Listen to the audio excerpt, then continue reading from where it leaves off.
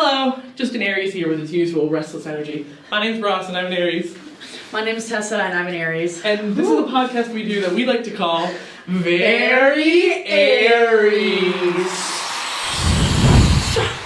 So, if you haven't noticed, a lot of your fire sign friends may have a lot of excited, restless energy. They're always just moving from places. They got passion, but, sometimes it's important to take pause in life. Of course. Take a pause, Ross.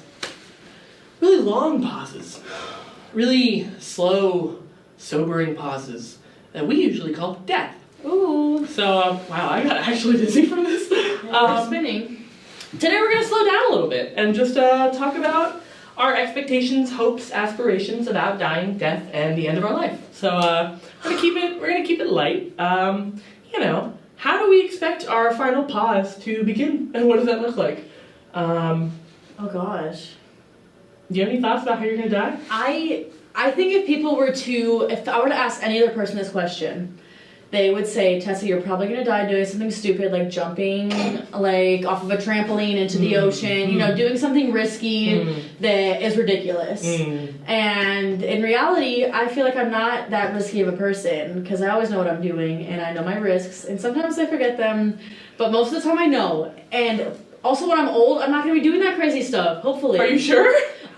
I think I will, but to an extent. It'll be a lot smaller. I'll be the old lady whipping around in the cart in the Walmart, Yeah. skirting around. Well, one thing I always find fascinating is when you're doing things that people consider reckless, you're completely self-aware and in control. Yeah. Which is very fascinating. And everyone thinks I'm not. They're like, oh my gosh, Tessa's doing this, Tessa's doing that. I'm like, yeah, I know what I'm freaking doing. Exactly. Let me do it. Yeah. Interesting. And it very rarely gets you in actual trouble. Yeah, maybe I'm just good about getting out of things, though. That's my... I can get in trouble, but I feel like... I don't know, maybe I sneak away before I could get into trouble. Interesting. But So you think people think you're going to die doing something reckless, but you don't think you're going to be doing something reckless. I think it'd be something not too crazy. I mean, we all hope that it's probably just old age in our sleep. No, some people don't hope for that. Some people think that image of fading away slowly is sad. Yeah, because of course you wouldn't be all there, Mm-hmm. Maybe I would just... my expectation or my hope would just to be something simple, quick. I don't know. It'd be fun to have something crazy. Guess how she died, She was 75 and she rode her rascal off a jump and into a cactus, and then the cactus gave her a disease and she decided to fly to Europe and the plane crashed, but she survived. And then she got bitten by a shark. She had no legs, so she lived for 20 more years and with crutches and a fake leg. And then finally, she died by choking on some pie. Some pumpkin blueberry cobbler mix. I think you just want a rich legacy. You want people to say, that girl, she lived. Yeah, that'd be nice. I get that. I genuinely don't know how I'll die. It's weird. I don't think about it very much. I don't either. Well, I don't think existentially about death in terms of whether or not it scares me and dying alone. I think a lot every day almost about, oh God, this is going to kill me. And not because I want to. I think I'm just an anxious person. I get scared. So I'll be riding my bike and I'm like, a car will hit me today. I just feel it. And I'm always relieved when it doesn't. But it happens often and I'm trying my best to not do that. That's probably healthy. More stress than to some extent. I think I'm just at the age where I'm recognizing my own mortality. As is important in development. That's so scary. Yeah. But I've had other people say, there are ways around this. You can listen to that feeling and then just wear a helmet. And so, things like that. I don't know. Yeah. But do I look cute wearing a helmet? No.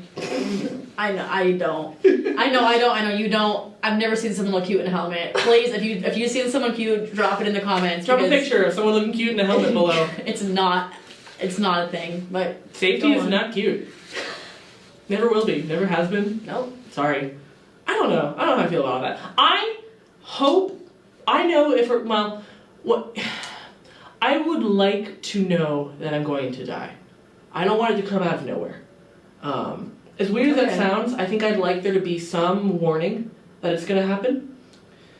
Honestly, I feel like if that were to actually happen, I'd be like, oh no, I don't prefer this. But weirdly, I'm tempted to say the idea of just knowing when Well, the idea of it happening by surprise upsets me because then I'm thinking about what happens afterwards about all these loose ends I haven't tied up. I like the idea of creating my own closure. But it's also just because I'm someone who likes a lot of closure. It would be sad and it'd be very difficult and hard, but I'd feel more like at peace knowing that certain things were wrapped up. I don't like the idea of it like maybe I'm alone doing something stupid and I get hit or damaged or like, I don't know. My mom always thinks I'm going to die when I live alone and that no one's going to find me for days. So if there's the thought of just me like, you know, choking on my own spit while I'm sleeping in my apartment and then I'm dead, I don't like the idea of people like not literally knowing anything about my final moments. Yeah, or, like, yeah. it happened out of nowhere. That's scary.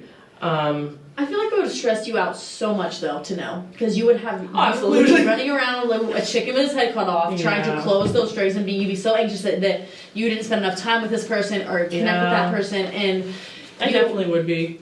I think it's in a perfect world. I picture myself living to be old enough to have grandkids. And I like the idea of like giving like a year's notice.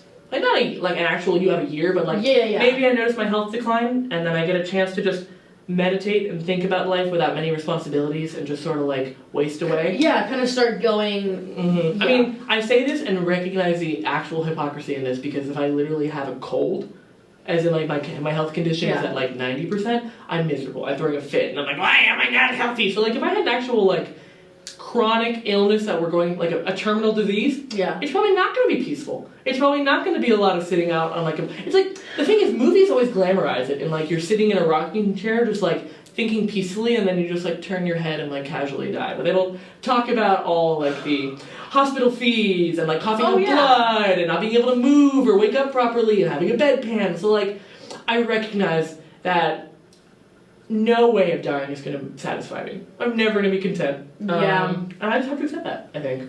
I don't know. It's kind of like, I sometimes don't feel like I'm going to live that long. And I want to live. I want to live long. Yeah. But I just don't. I have a lot of evidence that suggests I probably wasn't meant to make it this far.